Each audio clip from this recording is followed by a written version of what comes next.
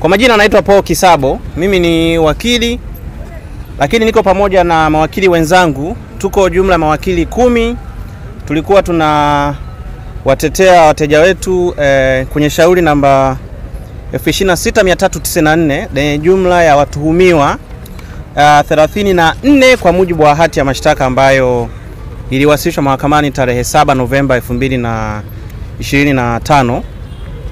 Sasa leo shauri lilikuja kwa ajili ya lilikuwa limepangwa kwa ajili ya kutajwa, lakini cha kushangaza ni kwamba watuhumiwa hawajaletwa mahakamani na upande wa jamhuri haujaeleza sababu yoyote ya kutokuwafikisha watuhumiwa mahakamani, kinyume na amri ya mahakama ambayo ya mara mwisho ilikuwa ni kwamba leo wanasheria kuja kutajwa watuhumiwa waletwe mahakamani.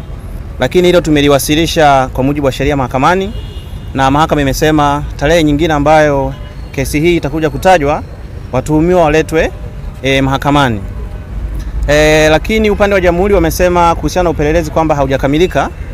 Hilo nalo tumepinga kwa sababu wao ndio wamewashtaki hawa watuhumiwa, wao ndio wamepeleleza, wao ndio wana mamlaka kufungua kesi, na kanuni za kawaida tu za mwenendo wa mashauri ya jinai ni kwamba upelelezi unapaswa kwanza huo umekamilika kabla ya kukamata watuhumiwa.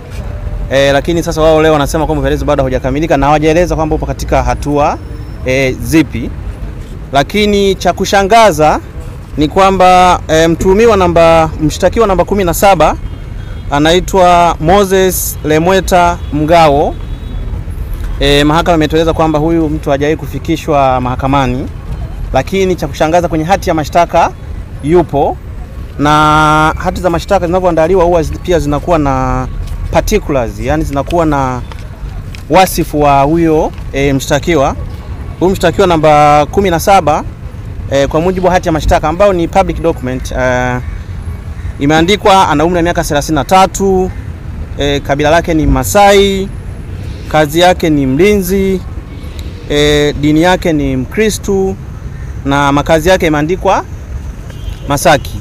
Sasa kwa sababu tumeambiwa kwamba huyu mtu hajawahi kufikishwa mahakamani, na kwa hiyo nitoe wito sasa kwa ndugu zake au ambaye anamfahamu waweze pengine kutupatia taarifa za wapi alipo, kwa sababu jina lipo kwenye hati ya mashtaka, lakini huyu mtu hajafikishwa mahakamani. Lakini pia kingine, upande wa jamhuri umetueleza kwamba kuna watuhumiwa wengine wameongezwa au waliongezwa kwenye hii hati ya mashtaka.